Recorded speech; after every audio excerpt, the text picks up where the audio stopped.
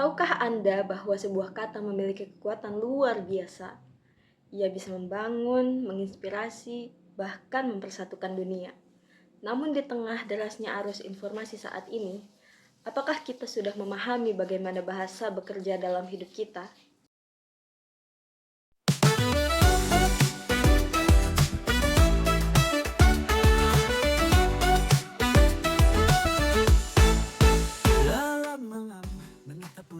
Assalamualaikum warahmatullahi wabarakatuh.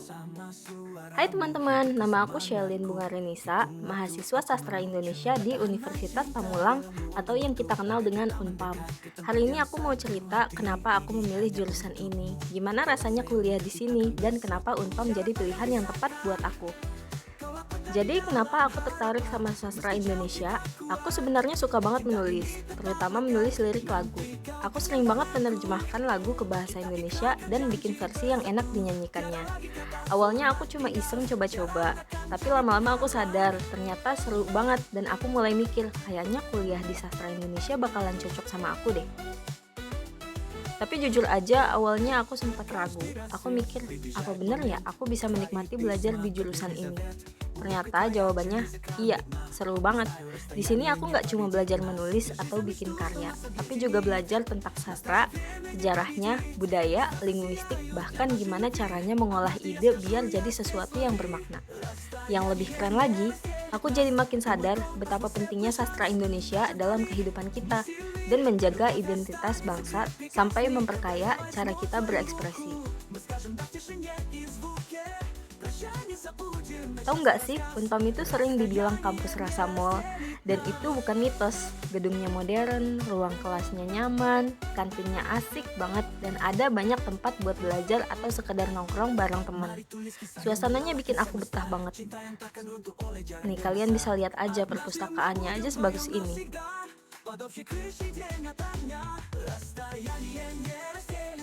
Selain itu juga ada auditorium yang megah banget yang akan kalian gunakan untuk PKKMB nanti. Selain itu, biaya kuliah di Unpam juga terkenal ramah kantong. Jadi, pendidikan tinggi yang berkualitas itu bisa diakses semua orang tanpa harus mikirin biaya yang berat. Jadi, buat kalian yang masih bingung mau kuliah di mana, coba deh pertimbangin Unpam dan jurusan sastra Indonesia.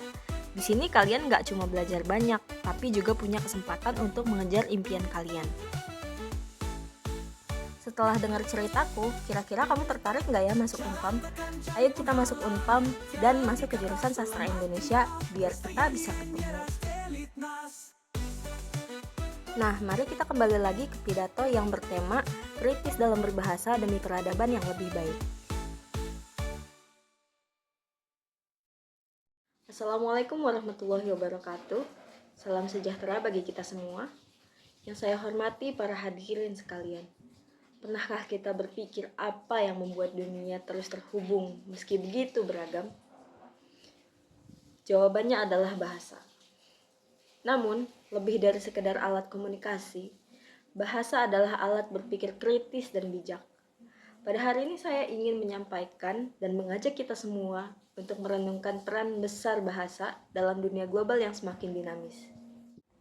Pernahkah Anda membaca sebuah artikel atau berita yang sangat menggemparkan, namun setelah dicek lebih lanjut, ternyata informasi tersebut adalah salah? Atau mungkin Anda pernah mendengar kabar yang begitu meyakinkan, tetapi belakangan Anda tahu itu hanyalah hoaks? Di dunia yang semakin digital ini, kita seringkali dihadapkan pada begitu banyak informasi datang begitu cepat. Tidak semua informasi yang kita terima akurat, dan banyak diantaranya yang hanya menyesatkan. Masalah ini bisa timbul karena kurangnya pemahaman dan kemampuan untuk berpikir kritis dalam berbahasa. Mengapa berpikir kritis dalam berbahasa itu penting? Bahasa adalah alat komunikasi yang paling dasar dalam kehidupan kita. Namun, bahasa lebih dari sekedar alat untuk berbicara atau menulis. Bahasa juga adalah alat berpikir, alat untuk mengungkapkan ide dan perasaan. Dengan kata-kata, kita bisa menyampaikan gagasan, mengekspresikan pendapat, atau bahkan mengubah dunia. Namun dalam arus informasi yang begitu deras ini, kita tidak bisa sembarangan menerima segala informasi begitu saja. Saat kita membaca, atau mendengarkan sesuatu, penting untuk berpikir kritis, mengevaluasi sumbernya, dan menanyakan apakah informasi tersebut benar atau hanya rumor, hoax. Mari kita lihat contoh yang lebih sederhana. Misalnya Anda menerima sebuah artikel yang terlihat meyakinkan, Anda melihat bahwa makanan tersebut atau produk tersebut mengandung sesuatu yang berbahaya. Anda membacanya, merasa terkejut, dan langsung membagikan informasi tersebut kepada orang lain.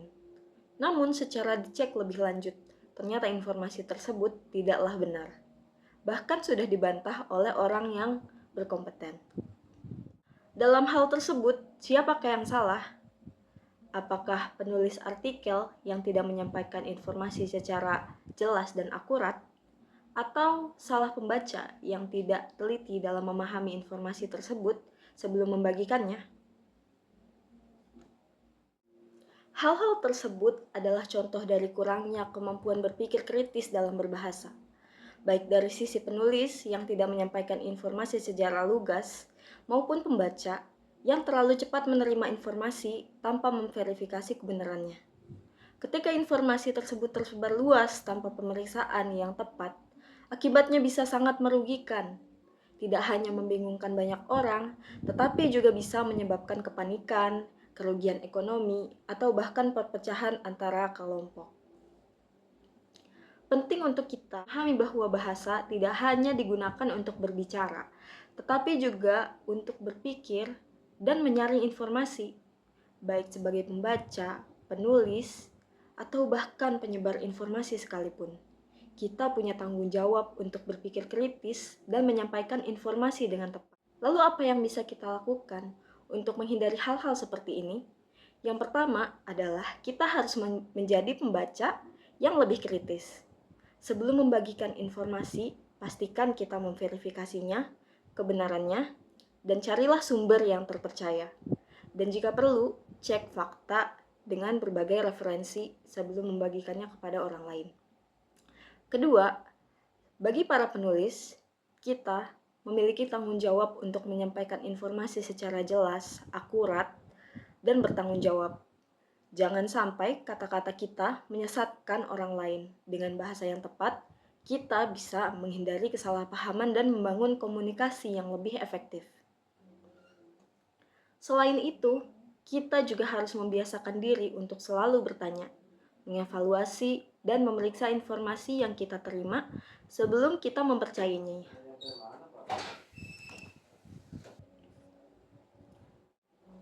Penting untuk kita semua memahami bahwa bahasa tidak hanya digunakan untuk berbicara, tetapi juga untuk berpikir dan menyaring informasi, baik sebagai pembaca, penulis, atau bahkan penyebar informasi.